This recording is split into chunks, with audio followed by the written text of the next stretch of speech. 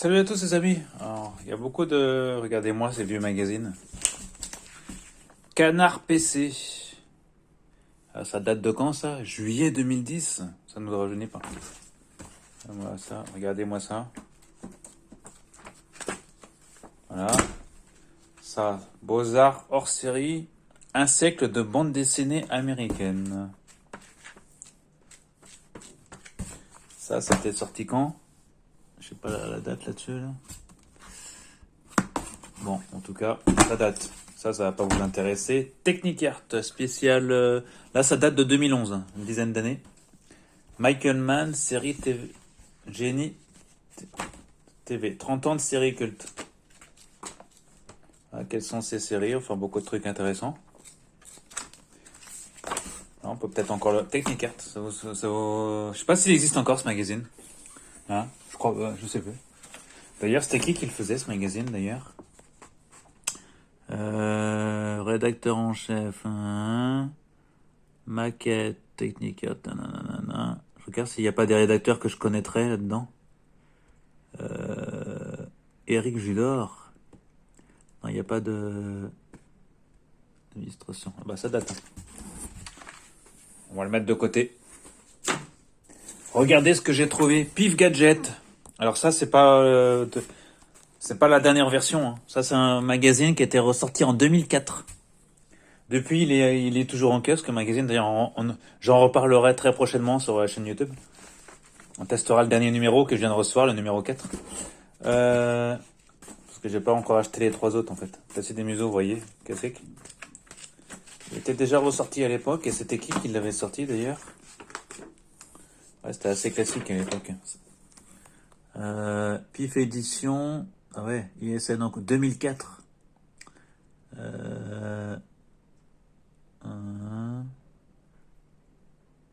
y avait beaucoup de... C'était une tentative de relancement en 2004, sachant que la dernière version est la bonne. Je vais me le garder de côté, celui-là. Voilà. Planète Japon, vous avez sûrement connu, les amis, Planète Japon. D'ailleurs, qui doit encore exister aujourd'hui, si je dis pas de bêtises. Bien que ça fait un moment que je l'ai pas revu en casque. Voilà. Planète Japon. Planète Japon. Japon. Encore, vous voyez, j'en ai pas mal.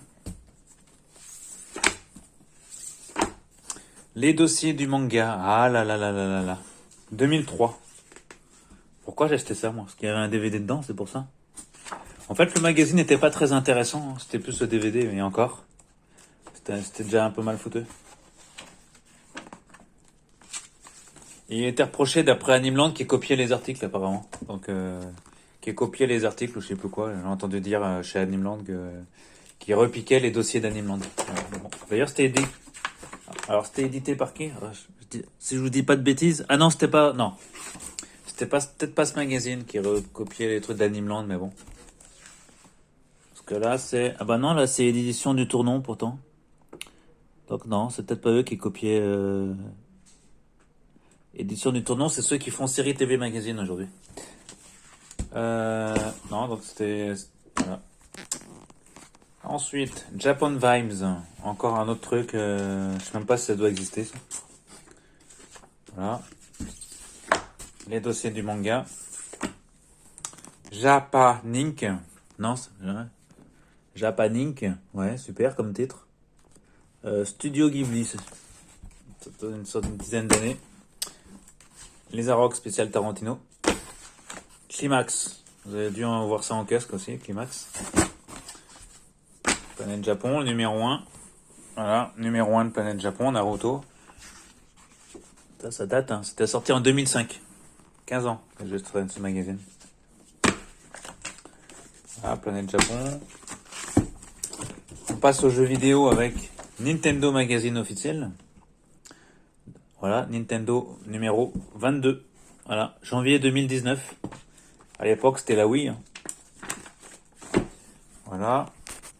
Ensuite, je commence à avoir mal à la main de tenir le téléphone.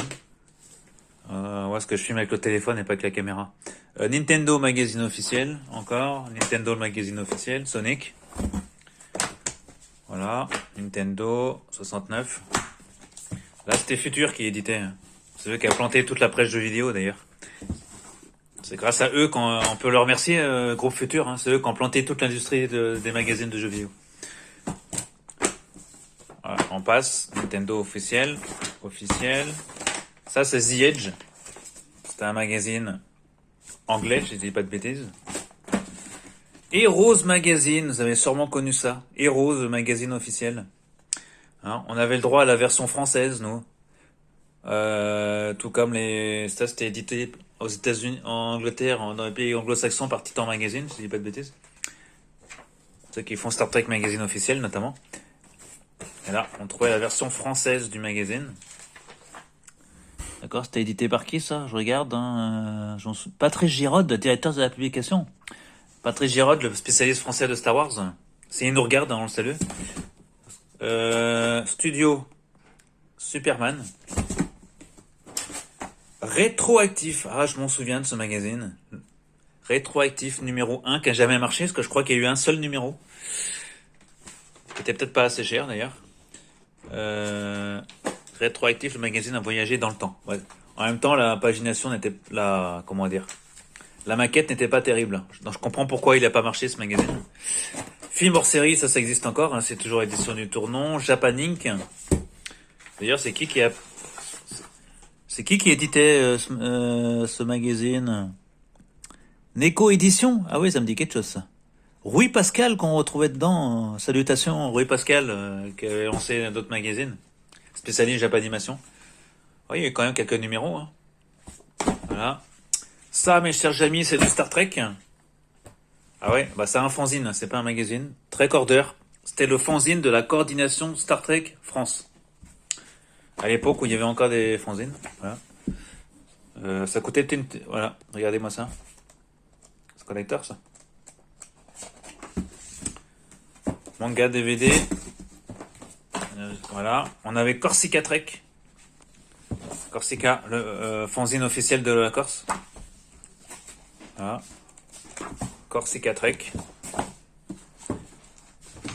Tout ça, il y en a beaucoup. Voilà. C'était une fan qui faisait ça. C'est Anne Dourgard, Alexandra. Hein. C'était pas mal. Elle faisait ça avec son ordinateur. Elle envoyait aux abonnés. Alors, je crois qu'il n'y avait pas beaucoup d'abonnés à l'époque, regardez. Salutations. J'étais même rédacteur dedans d'ailleurs. Enfin, à mes occasions, vous voyez, regardez. Corsica Trek Club, ont participé. Laurent, bah c'est moi, Luc. Vous voyez, ça décarment. Ceux qui sont dans le groupe Trek hein, se reconnaîtront. D'ailleurs, j'avais écrit quoi dans ce magazine, moi? C'était rigolo. Regarde. Ah, bah, Galaxie d'Histoire, traduction de moi-même. Je faisais déjà de la traduction avant d'être sur Star Trek Unification. Regardez, je faisais mes débuts de rédacteur sur ce magazine. Et après, c'est la rédactrice en chef qui faisait tout le reste. Voilà. Et à la fin, on avait s'abonner à Star Trek Nova News aussi.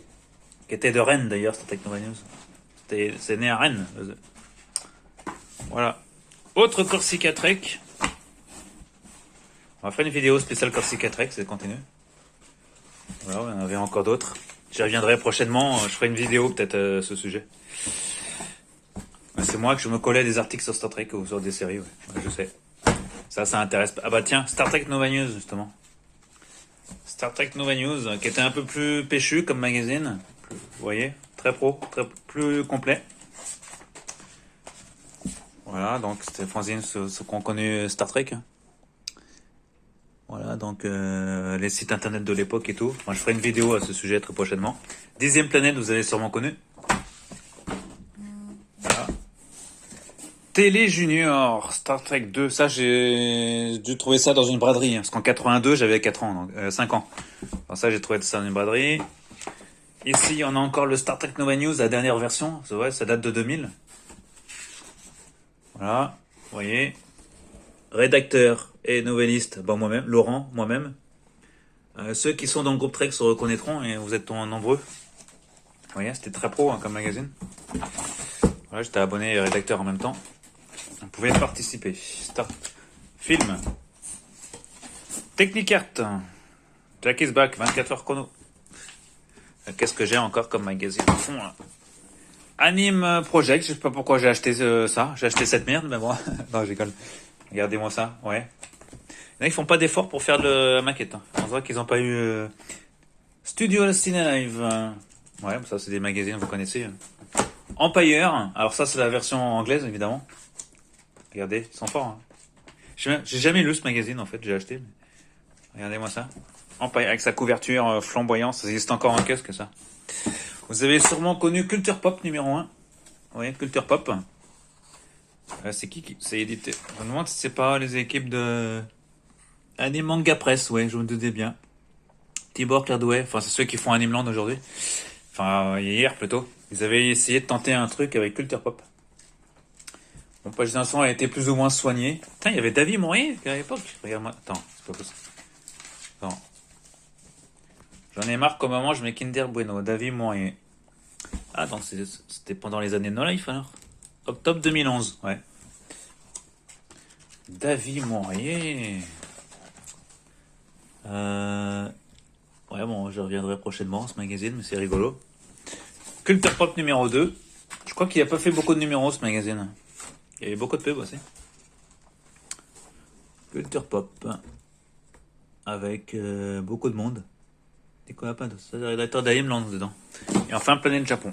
Voilà. Allez, on reviendra très prochainement sur tous ces magazines. Et enfin sur tous ces magazines. Surtout sur on fera une vidéo spéciale Star Trek pour les fans.